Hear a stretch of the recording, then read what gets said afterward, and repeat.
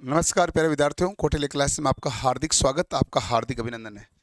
अभी एक महत्वपूर्ण आज नोटिस आया रेलवे का, जो कि आपके आधार कार्ड के वेरिफिकेशन से संबंधित है। जो भी विद्यार्थियों ने आरआरबी, एएलपी, टेक्नीशियन, आरपीएफ और जितने भी आपने जेई का फॉर्म भरा, पैरामेडिकल का फॉर्म भरा, उन सभी के लिए विशेष है। आगे से तो जो आपके एनटीपीसी वैकेंसी आने वाली है और ग्रुप डी की आने वाली है, उसमें तो आपसे आधार कार्ड वेरिफिकेशन पहले करवा लेंगे। अब कई बच्चे कहेंगे सर हमने तो आधार कार्ड वेरिफिकेशन कर रखा है। यदि आपने कर रखा है तो ओके है, कोई दिक्कत नहीं, लेकिन जिन्होंने नहीं कर रखा है उनको आधार कार्ड का जो आधार नंबर है उसका वेरिफिकेशन करवाना है। मैं आपको नोटिस समझा देता हूँ क्या है। अटेंशन टू एप्लीकेंट्स या candidate for CEN to be issued in since 2024 with regard to Aadhaar verification.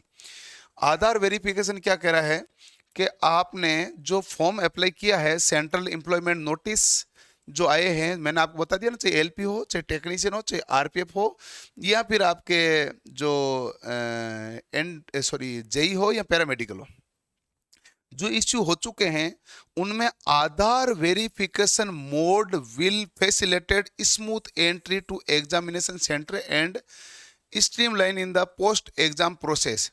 Exam आपके कंप्लीट होने के बाद के प्रोसेस में भी आसानी रहेगी और आपको एग्जामिनेशन सेंटर अलॉट करने में भी क्या रहेगी, आसानी रहेगी। इसलिए वो कह रहे हैं आधार कार्ड वेरिफिकेशन। इससे ये पता चल जाएगा उनको आराम से कि आधार कार्ड वेरिफिकेशन आपका एड्रेस कौन सा है। वैसे तो एड्रेस आपने डाला, लेकिन शायद तक यही इनका मेन मोटिव रहा होगा। 2 नंबर पॉइंट आपके लिए विशेष है जो आपको ध्यान से सुनना चाहिए।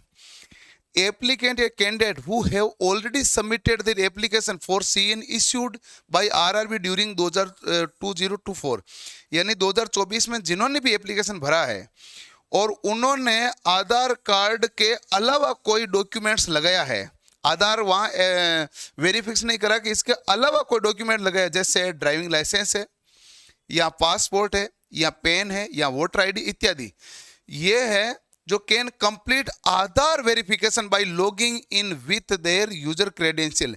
वो कह रहे हैं आपको rrbapply.gov इन पर जाना है, आपके लॉगिन और पासवर्ड डालने हैं, आपकी आईडी खुल जाएगी कि आपने कौन सा फॉर्म भरा है। जैसे ही वो खुल जाती है तो उसमें आपको आधार का वेरिफिकेशन के बारे में पूछा जाएगा। तो अपना जिन्होंने भी आधार वेरिफिकेशन नहीं कराया है वो आधार वेरिफिकेशन करवा लें। वहाँ अपने आधार नंबर डालोगे, ओटीपी आएगी और आधार वेरिफिकेशन आपका कंफर्म हो जाएगा।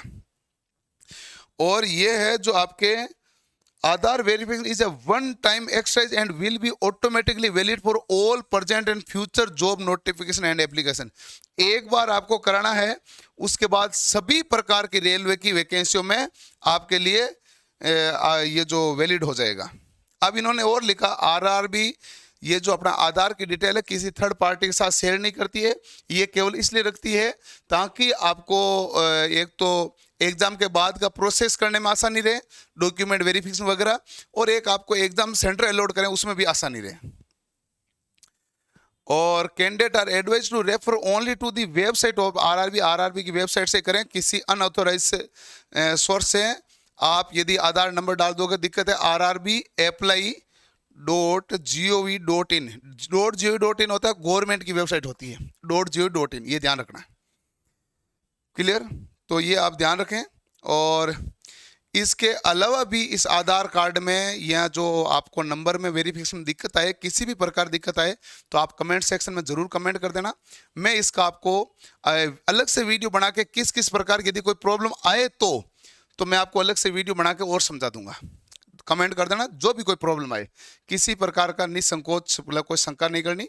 आपको आधार वेरिफिकेशन जिन्होंने करा लिया वो तो ओके है, जिन्होंने नहीं कराया वो अपना आधार वेरिफिकेशन जरूर करवाएं। मिलते हैं नेक्स्ट सेशन के साथ। धन्यवाद, थैंक यू।